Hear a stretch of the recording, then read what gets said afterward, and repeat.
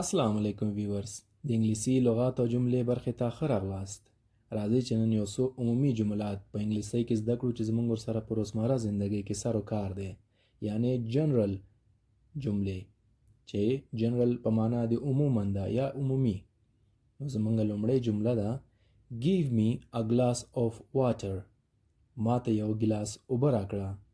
give me a glass of water. ما ته یو ګیلاس اوبه راکړه. We live in the village. مونږ په کلی کې اوسېږو. We live in the village. مونږ په کلی کې اوسېږو. Let me introduce myself. اجازه راکړه ځان معرفي کړم. دا په هغه صورت کې استعمالیږي چې ځینې په رسمي بلنو کې یا دفاترو کې یا په ډېر غونډو کې خلک ځان یو بل سره په عمومي یا ډېر په پولایټ سره یا ډېر په ادب سره سړی ځان غواړي معرفي کړي چې سړی فارمیلیټیز چې چېرته استعمالیږي یا چیرته سړی داسې ډیر ځان غواړي چې نزاکت وښیي، نو هغلته داسې یو جمله استعمالیږي چې let me introduce myself. اجازه راکړه ځان معرفي کړم. what can I do for you. زه څه کولی شم تاسو ته. what can I do for you. زه څه کولی شم تاسو ته.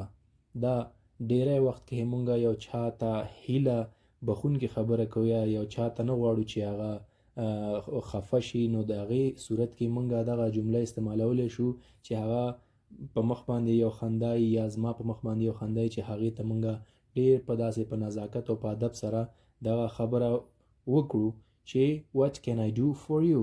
زه څه کولی شم تاسو ته. are you coming. آیا ته راځې. are you coming. آیا ته راځې. دا په ډېر ځایونو کې مونږ خلک استعمالولی شي د سوال په طور سره هم استعمالولی شي او همداسې عمومي د جملې په طور سره هم استعمالولی شي. are you coming.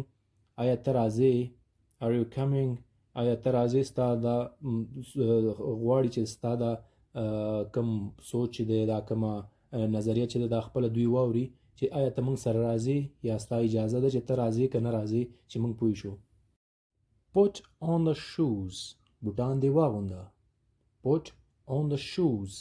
بوټان دې واغونده. که چیرته موږ د اون په ځای باندې اوف ولګو جمله ډیره ساده راځي.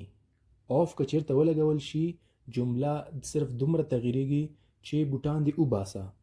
که چیرته پټ اون په ځای باندې پټ اوف ولګول شي نو که موږ اوس داسې وایو چې پټ اون د شوز بوټان دې واغونده نو بیا ویلی شو چې پټ اوف د شوز بوټان دې وباسه.